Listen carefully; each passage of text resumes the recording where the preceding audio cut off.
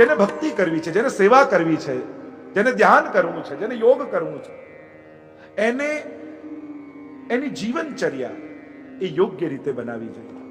યુક્તાહાર વિહારસ, એનો આહાર અને વિહાર યોગ્ય હોવો જોઈએ. ભગવત સેવા કરનાર યોગ્ય આહાર લેવો, જેથી સેવામાં પ્રમાદ ન પ્રગટ થાય. એને યોગ્ય નિંદ્રા લેવી, જેથી સવારે જાગે. કારણ કે અમારો વૈષ્ણવ તો જાગે છે ઠાકોરજી માટે અને સુએ છે ઠાકોરજી માટે. એ તો સૂતો હોય ત્યારે પણ સુતા સુતા એ જ વિચાર કરતો સુઈ જાય, સવારે આ ઉત્સવ છે, સવારે વહેલા જાગવાનું છે, આમ ઠાકોરજીને આ સામગ્રી નવી ધરાવીશ, આ શૃંગાર ધરીશ, આવી સજાવટ કરીશ, અને આવા વિચાર કરતા કરતા સુઈ જાય ને, એ તમારી યોગ નિંદ્રા છે. એ સુઈ જવું પણ સેવા છે, એનું જાગવું પણ ભગવત સેવામાં છે. પ્રાત સમય ઉઠી કે બ્રજબાલા, ગાવત મંગલ ગીત રસાલા, કર શૃંગાર મથનિયા ધોવે, અપનો અપનો દેહો બિલોવે. આમ ગોપીઓ અમારી સવારે જાગે ને તોય ઠાકોરજીને યાદ કરતા કરતા જાગે. મારા પ્રભુને મારે જગાવવાના છે, એના માટે જાગે છે. એ દહીવલોવે, વ્યાપાર કાર્ય કરે તોય પ્રભુ માટે. એના દરેક કાર્યોના કેન્દ્રમાં ઠાકોરજી છે. વૈષ્ણવનું જીવન પણ આવું છે, એના દરેક કાર્યોના કેન્દ્રમાં ઠાકોરજી બિરાજે. મહાપ્રભુજી પણ આજ્ઞા કરે છે, વ્યાવૃત્તોપી હરૌ ચિત્તમ ચેતસ્તત પ્રમણમ સેવા. ચિત્ત પ્રભુમાં પરોવા, એનું નામ સેવા. જેમ દોરી પર નટ ચાલતો હોય, બધે જોતો હોય, હસતો હોય, સ્મિત કરતો હોય, પણ એનું ધ્યાન તો દોરી પર જ હોય જેના પર ચાલી રહ્યો છે. વૈષ્ણવનું જીવન પણ એ રીતે બધી જ લૌકિક ક્રિયા કરતો હોય, પણ અંદરથી એનું ધ્યાન તો ઠાકોરજીમાં જ રહે. આપણે વાર્તા સાહિત્યમાં તમે જુઓ, અનેક અનેક એવા પ્રસંગો છે. આટલો મોટા વેપાર કરતા, આટલા મોટા નગર શેઠ શેઠ પુરુષોત્તમ દામો સંભલવાળા, છતાંય એનો ચિત્ત તો ભગવત સેવામાં જ નથી. અનેક પ્રક્રિયાઓ બતાવવામાં આવી. આગળ 19મા શ્લોકમાં પ્રભુ કહે, જેમ વાયુ ન હોય, પવન ન હોય તો દીવાની જ્યોત સ્થિર રહે છે, એમ જેનું મન ઠાકોરજીમાં પરોવાયેલું છે એને સંસાર વિક્ષેપ કરતો નથી, એને વ્યવહાર વિક્ષેપ કરતો નથી, એને પ્રતિબંધો વિક્ષેપ કરતા નથી. જેનું ચિત્ત ઠાકોરજીમાં લાગેલું છે. આપણે ત્યાં પેલા શેઠજીની વાર્તા નથી આવતી? શેઠજી ઠાકોરજીની સેવા કરતા હતા. વહુ સફાઈ કરી રહી હતી, બહારી કરી રહી હતી આંગણામાં. એટલામાં કોઈ મહેમાન આવ્યું. શેઠજી શૃંગાર કરતા કરતા મનમાં વિચાર કરે કે મારા જોડા સીવવા માટે આપ્યા છે મોચીને, હજી સુધી આપી નથી. એટલામાં કોઈ મહેમાન આવ્યા અને વહુને પૂછ્યું કે શેઠજી ઘરમાં છે? ત્યારે કહ્યું કે ના, સસુરજી તો મોચીની દુકાને ગયા છે. એટલામાં પેલા અંદર સસુરજીએ સાંભળ્યું ને દોડતા દોડતા બહાર આવ્યા. કેવા લાગે, અરે હું અંદર સેવામાં છું, તને ખબર છે, પછી કેમ આમ કે છે મોચીની દુકાને ગયા છે? ત્યારે બે હાથ જોડીને ક્ષમા માંગીને કહ્યું કે સસુરજી, આપ ભલે બેઠા ઠાકોરજીની આગળ હતા, પણ આપનું મન તો મોચીની દુકાને જ ગયું હતું. અને એક બાજુ અમારા રાજા અસ્કરંદાસજી છે, યુદ્ધના મેદાનમાં લડતા લડતા પણ મનથી માનસીની સેવા ચાલી રહી છે. અને ઇતિહાસ એમ લખે છે કે યુદ્ધના મેદાનમાં ઘોડાને ઠેસ વાગી અને માનસીમાં રાજભોગમાં કડીનો ડબરો ધબોગ ધરી રહ્યા છે. અને ઠેસ વાગી તો એમને એમ થયું કે કડીનો ડબરો ઢોળાયો, અને ત્યાં યુદ્ધના મેદાનમાં એમના કપડા કઢીવાળા થઈ ગયા, એમ લખે છે. એવી માનસી સેવા સિદ્ધ હતી. સેવા કરવા બેઠા છે ને કોઈ ચોર આવ્યું, તીર છોડ્યું, આર પાર નીકળી ગયું, લોહીથી ખરડાયેલા વસ્ત્રો થઈ ગયા, પણ એમનું ચિત્ત તો ભગવત સેવામાં છે. એમને ભાને નથી કે તીર વાગે. ચેતસ્તત પ્રવણમ સેવા, કૃષ્ણ સેવા સદા કાર્યા, માનસી સા પરામતા. એ પરમ ફલને પામે છે. આમ આગળ 22મા શ્લોકમાં પ્રભુ સમજાવે છે, જેને પરમાત્માની પ્રાપ્તિ થઈ છે એને બીજું પામવાનું શું રહે? જેને પ્રભુ મળી ગયા, सब कुछ मांग लिया है, एक तुझको मांग कर उठते नहीं है हाथ मेरे इस दुआ के बाद. તને માંગ્યો, તું મળ્યો, હે પ્રભુ તમે મારા થઈ ગયા, હવે બીજું મેળવવાનું શું રહે? જેનું બધું જ છે એ તમારો હોય, એ તમારા જગાડે જાગતો હોય, એ તમારા આરોગાવે આરોગતો હોય, અને એ તમારા પોડે પોડી જતો હોય. આખો જગતનો નાથ જેને વશ થયો હોય, એને સંસારની પછી કઈ વસ્તુ માંગવાની બાકી? અને એટલે જ મહાપ્રભુજી કહે છે, પ્રભુ પાસે માંગવું નહીં. અમારા દયારામભાઈ પણ ભક્તિ પોષણમાં કહે છે, પ્રભુ પાસે નવ માંગીએ, માંગે પસ્તાવો થાય, ઉદાસી આવે નાથને અને વ્યાપાર સરીકો ગણાય. અમારા પ્રહલાદજી પણ ભાગવતજીમાં કહે છે, સવઈ વણી કહ. ભક્તિ નથી, ભક્તિ કરીને જે ઈચ્છા રાખે માંગવાની, એ ભક્ત નહીં, પણ એ તો વેપારી કહેવાય. ભગવાન જયારે પ્રહલાદજીને કહેવા લાગ્યા, કંઈક તો મારી પાસે માંગ, ત્યારે પ્રહલાદજી કહે છે, પ્રભુ આપ આપવા જ ઈચ્છતા હો ને તો એટલું આપો કે આજ પછી ક્યારે આપની પાસે માંગવાની ઈચ્છા જ ન થાય એવી કૃપા કરજો. કારણ કે જ્યાં સુધી આપની પાસે લૌકિક માંગવાની ઈચ્છા રહેશે ત્યાં સુધી અમે આપને પ્રેમ નહીં કરીશું. જો ભગવાનના પ્રેમ અને આપણા પ્રેમમાં ફરક એટલો છે, આપણે પ્રેમ પ્રભુને એટલા માટે આપીએ કે એ આપણને વસ્તુ આપે, અને પ્રભુ આપણને વસ્તુ એટલા માટે આપે કે આપણે એને પ્રેમ આપીએ.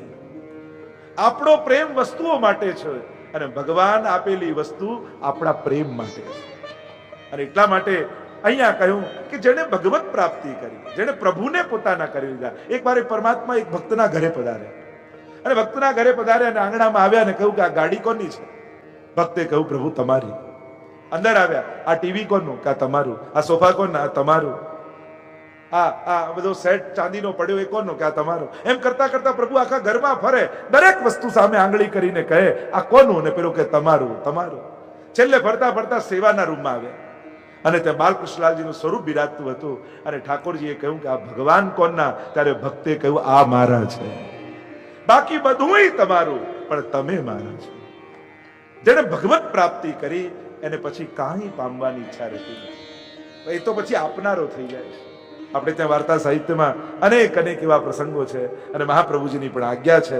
આગળ 26મા શ્લોકમાં પ્રભુ સમજાવે છે, ભગવાન કહે આ મન સ્થિર રહેવું છે નહીં, અને જે જે વિષયોમાં આ મન જાય છે તે વિષયમાંથી તું એને પુનઃ પુનઃ રોકી અને પરમાત્મામાં લગાવ. મહાપ્રભુજીએ દશમ સ્કંદની કથાને, એ લીલાને નિરોધ લીલા કહી. પ્રપંચ વિસ્મૃતિ પૂર્વક ભગવદ આસક્તિ નિરોધ. પ્રપંચ એટલે શું? અહમતા મમતા, એ જ પ્રપંચ છે, અને એની નિવૃત્તિ થાય ને ભગવાનમાં આસક્તિ થાય, એ જ નિરોધ. અહીંયા મહાપ્રભુજીએ પણ 3 પ્રકારની સેવા કરતા છેલ્લે માનસીસા પરામતા કરી. મન ભગવાનમાં પરોવાઈ જાય, ભગવત સેવામાં લય થઈ જાય. અને માનસી સેવા એ પ્રયાસ નથી, એ કર્મ નથી, એ અવસ્થા છે. ઘણા લોકો કહે હું તો બધું જ માનસીમાં ધરું છું, તો પછી માનસીમાં પ્રસાદ લેજે.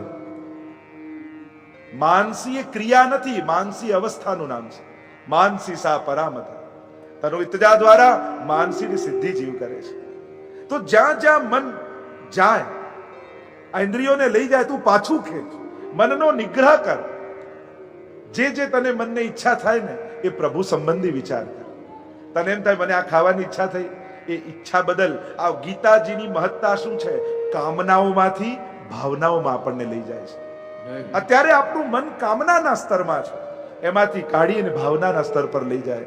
જે જે તને ભોગવવાની ઈચ્છા થાય છે એ વસ્તુનો તું ભોગ ધરવાનો વિચાર કર. અને જ્યારે ભોગ ધરવાનો વિચાર કરીશ ત્યારે બધી જ વસ્તુ પ્રસાદ બનાવી અને પરમાત્મા તને આપશે. અને પછી ભગવત પ્રસાદ બની જશે, એમાં દોષ નહીં રહે. પછી તો એનો કણ પણ તારા ઉદ્ધારનું કારણ બની જશે. તો જ્યાં જ્યાં મન જાય એને ખેંચીને તું ભગવાનમાં લગાવ. 84-252 વાર્તામાં તમે જુઓ, દરેક પ્રકારના જીવો તમને જોવા મળશે. લોભી, ક્રોધી, કામી, વિષયી, દરેક પ્રકારના જીવો. પણ મહાપ્રભુજીએ કૃપા કરી, ગુસાઈજીએ કૃપા કરી, એમના દોષને પરિવર્તિત કરી ભક્તિ બનાવી દીધી. તારી એ જ કામના નંદદાસજીને રૂપમાં આસક્તિ થઈ, અને જ્યાં રૂપમાં આસક્તિ થઈ અને જ્યારે પધાર્યા, લઈને આવ્યા ગુસાઈજી પાસે, અને જ્યાં ગુસાઈજીના દર્શન કર્યા તો લૌકિક આસક્તિ સમાપ્ત થઈ ગઈ અને ઠાકોરજીમાં પ્રીતિ બંધાઈ. એ બજારમાં નાચનારી ગણિકા આજથી 500 વર્ષ પહેલા આગ્રાના બજારમાં નાચતી ગણિકા અને કૃષ્ણદાસ અધિકારીએ જોઈ, આ તો દૈવી જીવ લાગે છે. અને એ સમયે 500 વર્ષ પહેલા એ ગણિકાને લઈને આવ્યા, શ્રીનાથજીની સન્મુખ ઊભી રાખી અને કહ્યું છે એને કે દુનિયા માટે ન નાચીશ, નાચવું હોય તો મારા શ્રીનાથ માટે નાચ, તારું કલ્યાણ થઈ જશે. અને મેરો મન ગિરધર છબી પર અટક્યો. કૃષ્ણદાસ અધિકારીએ કીર્તન ગાયું અને નાચતા નાચતા નાચતા દ્રષ્ટિ પડી શ્રીનાથજી પર, અને ત્યાં જ એનો ઉદ્ધાર થઈ ગયો. રસખાનજી એક બાળકમાં આસક્તિ હતી. બે વૈષ્ણવ વાત કરતા હતા કે રસખાનને જેવી આસક્તિ બાળકમાં છે એવી જો પ્રભુમાં થઈ જાય ને તો એનો ઉદ્ધાર થઈ જાય.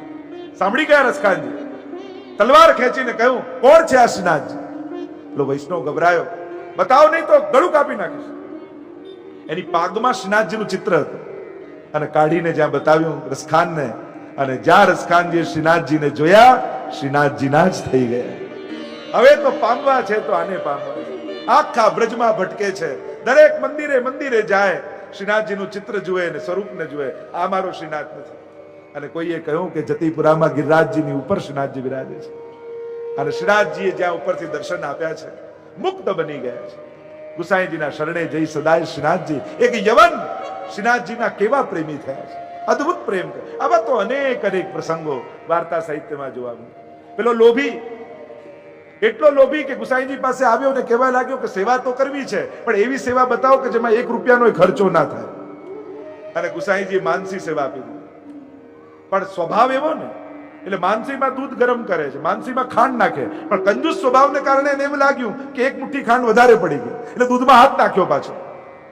ઠાકોરજી હાથ પકડી લીધો કે આમાં તારું શું જાય છે, નથી દૂધ નથી ખાંડ. પણ જોવાની વાત એ હતી કે ગુસાઈજીની કૃપાથી ઠાકોરજીએ હાથ પકડી લીધો એમ. આવા લોભીનો પણ. અને એટલા માટે દોષો પણ ઉદ્ધારના કારણ બન્યા છે. તો જ્યાં જ્યાં મન જાય એને ખેંચીને પ્રભુમાં લગાવ, એમાં જ તારું કલ્યાણ છે એમ કહી 30મા શ્લોકમાં પ્રભુ સુંદર વાત કરતા બોલ્યા. सुंदर बात करते हुए परमात्मा समझाने लगे, योमाम पश्यति सर्वत्र, जे બધે જ મને જુએ છે. યોમામ પશ્યતિ સર્વત્ર, અને સર્વમ ચ મયી પશ્યતિ, અને જે બધામાં બધું જ મારામાં જુએ છે. એક તો બધામાં મને અને મારામાં બધું. કહ્યું તસ્યાહમ ન પ્રણશ્યામિ, એનો ક્યારે નાશ નથી થતો. 2 વસ્તુ બતાવી. જો ભક્તિની અવસ્થાથી આ શ્લોકનું ભાષાંતર કરું, એ ભક્તિ ભાવની અવસ્થાથી, તો યોમામ પશ્યતિ સર્વત્ર એ વિરહાત્મક અવસ્થા છે. જ્યારે ભક્તો વિરહ અવસ્થામાં પ્રાપ્ત થાય, જ્યારે ગોપીઓ વિરહ પ્રગટ થાય, ત્યારે જીત દેખું તિત શ્યામમયી હૈ, શ્યામ યમુના, શ્યામ ગોવર્ધન, શ્યામ ગગન ગન ઘટા છઈ. એને કણ કણમાં કૃષ્ણ દેખાય. એ જ્યાં જુએ ત્યાં એના વર્ણાગી રૂપ મારી આંખે અંજાય, જ્યાં જોઉં ત્યાં મને કૃષ્ણ દેખાય. આ વિરહની યોમામ પશ્યતિ સર્વત્ર, જ્યાં જુએ ત્યાં કૃષ્ણ. ગોપીઓની અવસ્થા આવી ગઈ. જ્યારે રાસમાં પ્રભુ અંતર ધ્યાન થયા, ઉન્મત્ત થયેલી ગોપીઓ કૃષ્ણ કૃષ્ણ કૃષ્ણ કરતા પોતાને કૃષ્ણ સમજવા લાગી, કૃષ્ણમય થઈ ગઈ. કણ કણમાં કૃષ્ણના દર્શન થવા લાગ્યા. યોમામ પશ્યતિ સર્વત્ર, અને સર્વમ ચ મયી પશ્યતિ, આ સંયોગની અવસ્થા છે. સંયોગમાં જ્યારે ઠાકોરજી ઉભા હોય ને, ત્યારે ગોપીઓને એમનું આખું વિશ્વ આ કૃષ્ણની અંદર દેખાય છે. સ્વયં પ્રભુ કહે છે કે તમારા પિતા, તમારા બંધુ, તમારા સખા, તમારા પતિ તમારી પ્રતીક્ષા કરતા હશે, તમે જાઓ, ઘરમાં જાઓ. ત્યારે ગોપીઓ કહે અમારા માટે તો બધું જ આપ જ છે. પતિ સુતાન વે ભ્રાતૃ બાંધવા નતિ વિલંઘ્યતે ત્યચ્યુતા ગતા. ગોપી ગીતમાં ગોપીઓ કહ્યું કે બધું આપ તો છો. અને પ્રભુ વ્યક્તિઓને છોડ્યા છે, વૃત્તિઓ તો લઈને જ આવ્યા છે. હવે આ બધી જ વૃત્તિઓ અમે આપનામાં સ્થાપિત કરીએ છીએ. આપ જ અમારું સર્વસ્વ છો. સર્વમ ચ મયી પશ્યતિ. અર્જુન કહેવા લાગ્યા કે ચંચલમ હિ મન કૃષ્ણ, આપ જે કહો કે મન જુદા જુદા વિષયોમાં જાય, એને ખેંચીને આ પરમાત્મામાં લગાવ, એનાથી કલ્યાણ થશે. પણ આ બધી વાત સાચી, પણ મન અમારા કયામાં હોવું જોઈએ. આ અતિશય ચંચળ મનને એક જગ્યાએ લગાવવું કઈ રીતે? મન કોઈ વસ્તુ તો છે નહીં કે એને પકડીને બેસાડી દઈએ. મન કોઈ વસ્તુ હોત તો બેસાડી દે, પણ આ મન કેવું છે? ચંચલમ હિ મન કૃષ્ણ, પ્રમાથી બલવત દ્રઢમ, એવું બળવાન છે. તસ્યાહમ નિગ્રહમ મન્યે વાયુરીસી દુષ્કરમ. જેમ વાયુને પકડવો, પવનને પકડવો કઠિન છે, એમ મનને પણ પકડવું કઠિન છે. કોઈ વસ્તુ હોય તો પકડી ના. ઘણીવાર કથાઓમાં, પ્રવચનોમાં આપણે બધે સાંભળીએ કે મન લગાવીને બોલો, મનથી બોલો, ભાવ લગાવો, ભાવથી કરો. ભાવ કોઈ વસ્તુ છે કે એને પકડીને લગાવી દી? ભાવ કોઈ પદાર્થ છે? કોઈનું બાયપાસ થતો હોય, ડોક્ટરને કહીએ કે દિલ ખોલો જ છો તો કિલો ભાવ નાખી દેજો ને. એવો કોઈ પદાર્થ તો છે નહીં. કેમ કરીને મન લગાવવું, કઈ રીતે ભાવ લગાવવું? અને ત્યારે પ્રભુ સમજાવતા કહે છે, અભ્યાસ અને વૈરાગ્ય દ્વારા તું એને વશ કર. તારે પ્રયાસ કરવો પડશે. મનને ઉત્તમ પદાર્થમાં આનંદ આવે એનું તારે કોશિશ કરવી પડશે. મન માખી જેવું નહીં, મન મધમાખી જેવું બનાવો. માખી તો મીઠાઈ માં બેસે ને ગંદકી માં બેસે, પણ મધમાખી તો કેવલ ફૂલનો જ રસ ગ્રહણ કરે છે. એવું મન થાય. રસખાનજીના શબ્દોમાં કહું તો માનો ગુડકી મખિયા, જેમ ગોળની માખી હોય એને ગમે તેટલી ઉડાડો પણ પાછો ઉડી ઉડીને ગોળના ઢેલા ઉપર જ બેસે. એની ઉપર મરી જશે પણ ગોળ છોડીને જશે નહીં. ભક્તનું મન પણ એવું હોવું જોઈએ જે પ્રભુના ચરણોને એવો પ્રેમ કરતું હોય કે સંસારના ગમે તેટલા પવનો ફૂંકાય પણ ઉડી ઉડીને પાછું પ્રભુના ચરણોમાં આવીને બેસે. અભ્યાસ એ તું પ્રયાસ કર, કોશિશ કર. એક વૈષ્ણવ એક વ્યક્તિ ઘોડાનું બચ્ચું ખરીદીને લાવ્યો. સામે જ અસ્તબલ હતું. બચ્ચું ખરીદીને ઘરમાં લાવીને બાંધ્યું અને રાત પડે ને પેલાને થાય મારું ઘર તો ત્યાં છે એટલે ભાગી જાય પાછું અસ્તબલ. પાછું સવારે પકડીને લાવે ને પાછું સાંજે ભાગી જાય, પાછું પકડીને લાવે ને પાછું ભાગી જાય. અઠવાડિયું એમ કર્યું ત્યારે પાછું પકડીને લાવ્યો. એ દિવસે ઘોડાના બચ્ચાને એમ થયું કે મારું સાચું ઘર આજ લાગે છે, કારણ કે હું ત્યાં જાઉં છું ને પાછો લઈ આવે છે. અને ત્યાર પછી એ ત્યાં જ રહી ગયો. આ મન પણ એક ઘોડાના બચ્ચા જેવું છે. સંસારમાં જાય વૈષ્ણવ પાછું ખેંચીને લાવે, પાછું જશે, પાછું ખેંચીને લાવ, પાછું જશે, પાછું ખેંચીને લાવ. એક દિવસ મનને પણ એમ થશે કે મારું સાચું ઘર ઠાકોરજીના ચરણારવિંદ જ છે અને એ દિવસથી એ ત્યાં જ રહી જશે. ઘણીવાર લોકોને એમ થાય કે આ મન જેવું પાપ કરવામાં આનંદ માણે છે એવું પુણ્ય કરવામાં એને કંટાળો કેમ આવે છે? આ મન ઠાકોરજીમાં લાગતું કેમ નથી, ભટકે છે કેમ? કારણ જન્મ જન્માંતરથી એને ભટકવાની જ આદત પડેલી છે. આપણે અભ્યાસે ને ભગવાન કહે કારણ કે આપણો વધારે અભ્યાસ મનને ભટકવાનો છે, પ્રભુના ચરણે બેસવાનો નથી. આ તો આ જન્મે મહાપ્રભુજીની કૃપા થઈ કે બ્રહ્મ સંબંધ લઈ અને ઘરે ઠાકોરજી પધરાવ્યા એટલે આ જન્મે પ્રયાસ કરીએ છે. પણ અનંત જન્મોથી એને ભટકવાનો પ્રયાસ કર્યો છે એટલે ભટકવામાં એને મજા આવે છે. એને ભટકવાની આદત પડેલી છે. લોકો ઊંધી પ્રેરણા, લોકો એમ કે મન ન લાગે તો માળા ફેરવીને શું કરવાનું, મન ન લાગે તો પાઠ કરીને શું કરવાનું, મન ન લાગે તો સેવા કરીને શું કરવાનું. રોંગ લોજિક, ખોટો લોજિક છે. અરે મન નથી લાગતું એટલે તો માળા છે કે માળાના નિમિત્તે મન ભગવાનમાં આવે. મન નથી લાગતું એટલે તો પાઠ છે કે પાઠને કારણે મન પ્રભુમાં જાય. મન લાગી જાય તો ધી એન્ડ. જેનું મન લાગી ગયું એને તો વ્યસન અવસ્થા, એને તો માનસી સિદ્ધ થઈ ગઈ, એ તો ફલવાવસ્થા છે. અને એટલા માટે આ આપણો અભ્યાસ છે. એટલે મન નથી લાગતું એટલે મૂકી દેવું એ બરાબર નથી. મન નથી લાગતું એટલે જ કરવાનું છે, વધારે વાર કરવાનું છે કે એને કારણે મન ધીરે ધીરે ઠાકોરજીમાં લાગતું થાય. આપણે ઊંધું વિચારીએ કે મન ના લાગે એટલે મૂકી દઈએ. ના, વધારે કરો. એટલે જ આપણે ત્યાં શબ્દ છે નિત્ય નિયમ. આ મારો નિત્યનો નિયમ છે.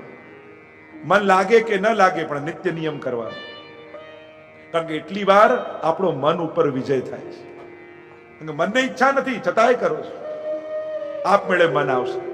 કરવા લાગો, સેવા કરતા થાવ. ભલે ભાવ નથી તોય અભાવે પણ કરો. ઘણીવાર લોકો એમ કે આ મન થશે ને પછી બ્રહ્મ સંબંધ લઈ, આ મન થશે ને પછી સેવા પધરાવી. હવે મન ના થયું તો આખી જિંદગી એમને એમ જતી રહેશે. કરવા લાગો. ભાવનું દાન પ્રસન્ન થઈને ઠાકોરજી તમને કરશે. પણ ભાવની પ્રતીક્ષા કરતા રહેશો તો ક્યારે નહીં થાય. અભાવે પણ કરો. ભક્ત દ્રોહે ભક્ત્યા ભાવે ભક્તેશ્ચા અતિક્રમે કૃતે અશક્ય વા સુશક્ય વા સર્વથા શરણમ હરિ. મહાપ્રભુજી એટલે જ વિવેક ધૈર્યાશ્રયમાં આજ્ઞા કરે છે. ભક્ત્યા અભાવે, ભક્તિના અભાવમાં પણ શરણમાં જાઓ, ભક્તિના દ્રોહમાં પણ શરણમાં જાઓ. ભક્ત દ્રોહે ભક્ત્યા ભાવે ભક્તેશ્ચા અતિક્રમે કૃતે અશક્ય વા, અશક્યતામાં પ્રભુના શરણમાં જાઓ. એટલે કે કરો, કરતા કરતા એક દિવસ ઠાકોરજી ભાવનું દાન કરશે.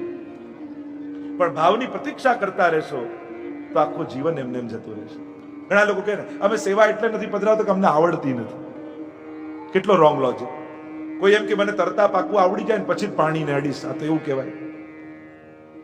એકદમ પાકું તરતા શીખી જાઉં પછી જ પાણીને ટચ કરીશ, એના પહેલા તો અડવું જ નથી પાણી, તો ક્યારે આવડે? અરે પાણીમાં ઉતરે, છપછપિયા કરે, કોશિશ કરે તો ક્યારેક તરતા આવડે. પણ એવી પ્રતીક્ષામાં બેઠો રહે કે તરતા આવડી જાય પછી કરું, તો સંભવ જ નથી. એમ જ સેવા પધરાવશો તો કરતા આવડી જશે. પણ એવી રાહમાં રહેશો કે મને આવડી જાય પછી કરું તો ક્યારેય નહીં થાય. પ્રભુને પધરાવો, ઠાકોરજી જ શીખવાડી દેશે. પ્રભુ ધીમે ધીમે, એ તો કૃપાળુ છે, એ દોષ જોવા થોડી આવે છે, એ તો તમારા ભાવનું ગ્રહણ કરવા આવે છે. કરતા કરતા બધું અભ્યાસેન તુ કૌંતેય વૈરાગ્યેણ ચ ગૃહ્યતે. અને વૈરાગ્ય દ્વારા, વૈરાગ્યના બે અર્થ, એક તો સંસારમાં વિરાગ, અનાસક્તિ, અને આચાર્યો આપણા પુષ્ટિ માર્ગી અર્થ કરે છે વિશિષ્ટ અનુરાગ પ્રભુમાં. એ જ ભક્તનો વૈરાગ્ય છે. પ્રભુમાં વિશિષ્ટ અનુરાગ પ્રગટવો વૈષ્ણવનો એ જ વૈરાગ. પ્રીત બંધી શ્રી વલ્લભ પદસો ઓર ન મન મેં આવે હો. જેનું પેટ ભરાયેલું હોય ને એને ભોજનની લાલસા ન હોય. એમ જ જેનું સેવા, સત્સંગ અને પ્રભુ પ્રેમથી પેટ ભરાયેલું હોય એને સંસારના વિષયોની ભૂખ લાગતી નથી. ભરી સરાય રહીમ કી પથિકા આપ મુડ જાય. રહીમજીએ કહ્યું ને કે જેમ કોઈ વ્યક્તિ જતો હોય અને રાત પડી ગઈ ને ક્યાંક ધર્મશાળામાં રોકાવા માટે આવ્યો, પણ એને ખબર પડી કે ધર્મશાળાના બધા ઓરડા તો ભરાયેલા છે, અને બધા ઓરડા ભરાયેલા હોય તો પેલો પથિક મુસાફિર આગળ નીકળી જાય છે. એમ વિષયો વૈષ્ણવના જીવનમાં આવે અને થાય કે અમને જ્યાંથી મોકો મળે પ્રવેશી જઈએ, આંખથી, કાનથી, જીવવાથી. પણ જ્યારે વૈષ્ણવને વિષયો આંખ સામે જુએ તો વૈષ્ણવના આંખમાં તો ઠાકોરજી વસેલા દેખાય. વૈષ્ણવના કાન સામે જુએ તો વૈષ્ણવના કાન તો કથાથી ભરાયેલા. જીવવા સામે જુએ તો વૈષ્ણવની જીવવામાં તો ભગવત ગુણગાન ચાલતા હોય, અને એમ થાય કે આની બધી જ ઇન્દ્રિયોમાં તો કૃષ્ણ વસી રહ્યો છે, અને વિષયો પછી આગળ નીકળી જતા. એ પછી વૈષ્ણવના જીવનમાં પ્રવેશતા નથી, કારણ કે એના દેહમાં, એની તો પ્રત્યેક ઇન્દ્રિયોમાં કૃષ્ણ વસેલો છે. અમારી ગોપીઓ પણ કહે છે ને કે પ્રભુ આપ જ અમારા સર્વસ્વ છો. મૈવમ વિભો રતિ ભવાન ગદિતુમ સંશમ સંત્યજ સર્વ વિષયાન તવ પાદ મૂલમ. રાસમાં જ્યારે વેણુનાદ કર્યો પ્રભુએ, ગોપીઓ દોડીને આવીને પ્રભુ કહે કે ઘરે જાઓ. ત્યારે ગોપીઓ કહે છે ગમે જો એક ઉત્તમ બીજ હોય અનાજનું, ગમે તેટલું સારામાં સારી ભૂમિ આપો, પાણી આપો, ખાતર આપો, સૂર્યપ્રકાશ આપો, પણ બીજને એકવાર શેકી નાખો ને તો એમાં ફણગા ફૂટતા નથી પ્રભુ. એમ ભક્તનું હૃદય પ્રભુના પ્રેમમાં શેકાયેલું હોય એમાં વિષયોના ફણગા ન ફૂટી શકે, કારણ કે એને તો ભક્તના પ્રભુના તાપમાં તપેલું છે, એમાં શેકાયેલું છે. એની તો વૃત્તિ કેવલ પ્રભુ પર. અમારી મીરાબાઈ કહે અભ્યાસેન તુ કૌંતેય વૈરાગ્યેન ચ ગૃહ્યતે. તો અભ્યાસ અને વૈરાગ્ય દ્વારા મનને સ્થિર કર. એમ કહી અર્જુન આગળ પ્રશ્નો કરે છે. અંતકાળે જેનું મન વિચલિત થઈ ગયું હોય એવા જીવની શું ગતિ થાય? આખું જીવન તો પ્રયાસ કર્યું. 37મા શ્લોકમાં અર્જુન કહે છે કે જેણે મન સ્થિર કરવાનો ખૂબ પ્રયાસ જીવનભર કર્યો હોય, પણ અંતિમ સમયમાં મન જેનું સ્થિર ન હોય અને ભગવાનને છોડીને અન્યથા ગતિ જો એની થઈ હોય મનની, તો પછી એ જીવાત્માની શું ગતિ થાય? એ ભક્તની ગતિ શું થાય? જ્યારે આવો પ્રશ્ન અર્જુને કર્યો ત્યારે પ્રભુ એને સમજાવતા પ્રભુ અર્જુનને કહે છે જેણે એકવાર પણ મારું નામ લીધું છે, જેણે મારી ભક્તિ કરી છે, જેણે મને હૃદયમાં પધરાવ્યો છે, એની ક્યારેય પણ અધોગતિ થતી નથી, એની ક્યારેય પણ અન્યથા ગતિ થતી નથી. કારણ કે એની જ્યાં યાત્રા છૂટી હોય આવતા જન્મમાં એ ભક્તિની યાત્રા હું ત્યાંથી શરૂ કરું છું. અને એ સમજાવતા પ્રભુ 41મા શ્લોકમાં બોલ્યા શુચિનામ શ્રીમતામ ગેહે યોગ ભ્રષ્ટો વિજાયતે, કે જેના ગત જન્મમાં અનેક પુણ્યો અને ભક્તિ કરી છે એને બીજા જન્મમાં સ્વર્ગના અનેક સમય સુધી સુખ ભોગવ્યા પછી કોઈ શ્રીમંત પુણ્યશાળીને ત્યાં હું એને જન્મ આપું છું. શુચિનામ શ્રીમતામ ગેહે, એવા પવિત્ર વ્યક્તિને ત્યાં જ્યાં ભક્તિ કરવાની બધી અનુકૂળતા હોય ત્યાં એનો જન્મ થાય છે. જો તમે વૈષ્ણવ થયા એ કોઈ અકસ્માત નથી. તમારો વૈષ્ણવ કુળમાં જન્મ થયો એ કોઈ અકસ્માત નથી. ઘણાને એમ થાય કે અહીંયા જન્મ્યા તો વૈષ્ણવ થયા, બીજે જન્મ્યા તો બીજા થયા, બીજા દેશમાં હોત તો પેલા બીજા ધર્મને પાળત. ના, તમે દુનિયામાં ગમે ત્યાં જન્મ્યા હોત તમે વૈષ્ણવ જ થા. કારણ તમારી વૈષ્ણવતા એ અકસ્માત નથી, તમારી વૈષ્ણવતા એ ભગવાનનું આયોજન છે. એ ભગવાનની વ્યવસ્થાના એક ભાગ રૂપે તમારો વૈષ્ણવ કુળમાં જન્મ થયો, તમારો એવા ઘરમાં જન્મ થયો જ્યાં ભક્તિ કરવાની બધી અનુકૂળતા ઠાકોરજી આપી. આપણે નાના હતા અને બોલતા શીખ્યા તો આપણા મા બાપે રાધે રાધે બોલતા પહેલા શીખવાડ્યું. તાળી પાડીને રાધે બોલ એમ કરીને રાધા રાધા નામથી આપણું બોલવાનું શરૂ થયું. આપણે ચાલતા થયા તો આપણા વડીલો આંગળી પકડીને આપણને હવેલીના દરવાજે લઈ ગયા. આપણે ખાતા થયા ત્યારે પહેલો કોળિયો આપણને ઠાકોરજીના પ્રસાદી મિશ્રીનો મળ્યો. પ્રભુના પ્રસાદી અન્નથી આપણું અન્નપ્રાશન થયું. અને આ રીતે વૈષ્ણવી સંસ્કારોથી સિંચાતા આપણે એ કુળમાં મોટા થયા છે. આ અકસ્માત નથી. ભગવાન પોતે કહે છે, શુચિનામ શ્રીમતામ ગેહે યોગ ભ્રષ્ટો બીજાયતે. આ ગત જન્મના અનેક સત્કર્મો કરતા તમારી આ જન્મમાં પ્રભુની ભક્તિ હતી એવું નથી. ગત અનેક જન્મોથી તમે ઠાકોરજીની ભક્તિ કરી છે. અને એનું પ્રમાણ શું, એની સાબિતી શું કે આ જન્મમાં તમારો વૈષ્ણવ કુળમાં જન્મ થયો છે. એ એનું પ્રમાણ છે. અને એ પ્રમાણ હું નથી કહેતો, ગીતાજીમાં ભગવાન પ્રમાણ આપે છે કે એવી જગ્યાએ હું જન્મ આપું છું કે જ્યાં ઠાકોરજીની ભક્તિ કરવાની બધી અનુકૂળતા હોય ને. શુચિનામ એ પવિત્ર, શ્રીમતામ કે શ્રીમંત ધનથી પણ હોય, શ્રીમંત વિચારથી પણ હોય, શ્રીમંત ભાવનાથી પણ હોય. જેને મનમાં પ્રભુની ભક્તિ છે એ જ સાચો શ્રીમંત છે. ધર્મ હિતે પાયો યહ ધન. અને સાચું ધન વૈષ્ણવનું કયું, જા ધન તે ગોકુલ સુખ લઈયત સઘરે કાજ સવારે. જે ધનથી વ્રજનું સુખ મળે એ જ વૈષ્ણવનું સાચું ધન. અને એ ધન છે તમારો ભાવ. અને એટલા માટે હરિરાયજી પણ શિક્ષાપત્રમાં વૈષ્ણવના ભાવને એની નિધિ કહે છે કે આ નિધિ છે તમારી, આ તમારું ધન છે, આ તમારો વૈભવ છે, તમારો ભાવ. અને એટલા માટે કહ્યું કે આ પ્રભુની જેણે ભક્તિ કરી છે એ ક્યારેય પણ નિષ્ફળ જતી નથી, એ નિરર્થક જતી. અરે એક વાર પણ લીધેલું પ્રભુનું નામ નકામું ન જતું હોય તો રોજ જે મંગળાથી શયન સુધીની સેવા પહોંચતો હોય એ સેવા ક્યારે પણ નકામી નથી જવાની. પ્રભુ એનું ફળ તમને ચોક્કસ આપશે. અને પ્રભુનું શ્રેષ્ઠતમ ફળ એ ઠાકોરજી દ્વારા અપાયેલી ભક્તિ છે. ભાવનું દાન એ શ્રેષ્ઠ ફળ છે, એ શ્રેષ્ઠ આશીર્વાદ છે. પ્રભુ બહુ સગવડતા અને વ્યવસ્થા કદાચ ન આપો તો વાંધો નહીં, પણ મારા હૃદયમાં ઉત્તમ ભાવનાઓ આપજો એવું પ્રભુને વિનંતી કરો. ઉત્તમ વિચારોથી મને સમૃદ્ધ બનાવજો. કારણ કે જેના વિચારો ઉત્તમ હોય ને એ વિપરીત સંજોગોને પણ સરળતાથી પાર કરી જાય. અને જેના વિચારો નબળા હોય ને એ ઉત્તમ સંજોગોમાં પણ રડતો જ બેઠો રહે ઘરમાં. કારણ કે એના વિચારો નબળા છે.